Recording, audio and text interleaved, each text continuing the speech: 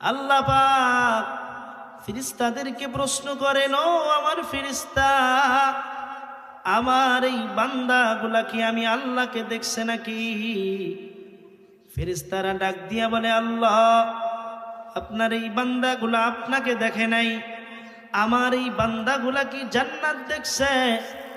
ফেরেশতারা ডাক দিয়া কয়, আল্লাহ, জান্নাত দেখে নাই, তাহলে বলো আমার এই বান্দাগুলা কি জাহান্নাম দেখছে নাকি? না আল্লাহ, তাও দেখে নাই। আমার এই বান্দাগুলা কি আমার ফেরেশতাদেরকে দেখেছে নাকি? ফেরেশতারা ডাক দিয়ে কয়, আল্লাহ, তাও দেখে নাই, তাহলে আমার এই বান্দাগুলা কি বিশ্ব নবী মুহাম্মদুর রাসূলুল্লাহ সাল্লাল্লাহু আলাইহি ওয়াসাল্লামকে দেখেছে নাকি? আল্লাহ পাকের ফেরেশতারা ডাক দিয়া কয়, ও দয়ার মালিক, আপনার এই বান্দাগুলা মুহাম্মদুর রাসূলুল্লাহ সাল্লাল্লাহু আলাইহি ওয়াসাল্লামকে দেখে নাই, তাহলে আল্লাহ পাক ডাক দিয়া কয়, ওরা আমি আল্লাহকে না দেখে আল্লাহ পাক রব্বুল আলামিন এবং ফেরেশতাদের মধ্যে কথা হয়। আল্লাহ পাক বলেন, ও আমার ফেরেশতা, আমার এই বান্দাগুলা জান্নাত দেখে নাই, জাহান্নাম দেখে নাই, আমার এই বান্দাগুলা নবীজিকে দেখে নাই, আমার এই বান্দাগুলাকে আমি আল্লাহকে দেখে নাই, আমার এই বান্দাগুলা আমার সাহাবা আজমাইনদেরকে দেখে নাই। এত কিছু না দেখার পর আমার এই বান্দাগুলা আমি আল্লাহর কথা শুনতেছে, আমি আল্লাহর কোরআনের কথা শুনতেছে কেন? ফেরেশতারা বলেন, আল্লাহ আপনাকে ভালোবেসে, আপনাকে মোহাব্বত করে।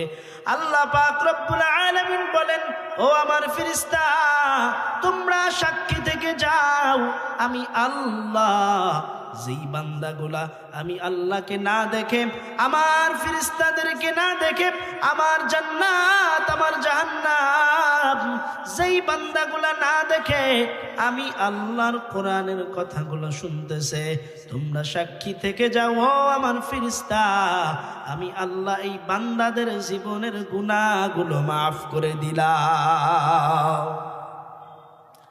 অতএব এই মজলিসের বড় দাম, আল্লাহর কাছে বড় দাম। আল্লাহ পাক রব্বুল আলামিন এই মজলিসে বসার কারণে আল্লাহ পাক রব্বুল আলামিন বান্দাদেরকে সুসংবাদ শোনায়।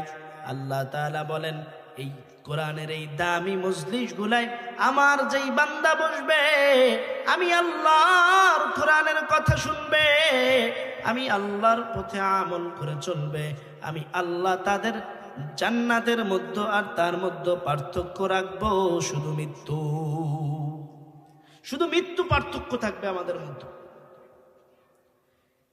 মৃত্যু হইতে দেরি আছে, জান্নাতে বান্দার প্রবেশ করতে দেরি নাই। এজন্য আল্লাহ পাক রব্বুল আলামিন বলেন, দুনিয়ার মানুষ তোমরা, আমি আল্লাহ তোমাদেরকে ইবাদত বন্দেগী করার জন্য দুনিয়াতে পাঠিয়েছি। ওয়ামা খালাকতুল জিন্না ওয়াল ইনসা ইল্লা লিয়াবুদুন। আল্লাহ পাক রব্বুল আলামিন বলেন, ও দুনিয়ার মানুষ, আমি জিন ও মানব জাতিকে দুনিয়াতে পাঠাইলাম একমাত্র আমি আল্লাহর ইবাদতের জন্য, অন্য কোনো উদ্দেশ্যে পাঠাই নাই।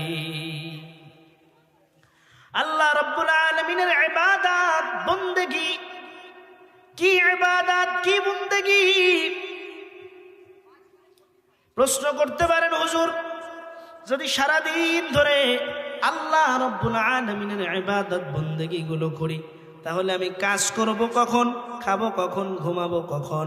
আমি বলি, আল্লাহর ইবাদত, কাজের মধ্যে আল্লাহর ইবাদত, ঘুমানোর মধ্যে আল্লাহর ইবাদত, খাওয়ার মধ্যে আল্লাহর ইবাদত, কর্মের মধ্যে আল্লাহর ইবাদত।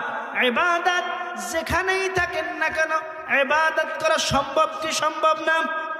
খাওয়ার আগে পড়েন বিসমিল্লাহির রহমানির রহিম।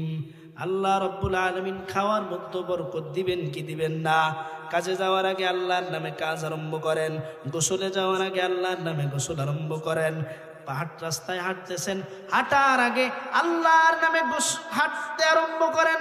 আল্লাহ পাক রব্বুল আলামিন বলেন, যেই কাজই করো না কেন এই কাজের মধ্যে আমি আল্লাহ ইবাদত রেখে দিয়েছি, এই কাজের মধ্যে আমি আল্লাহ বরকত রেখে দিয়েছি।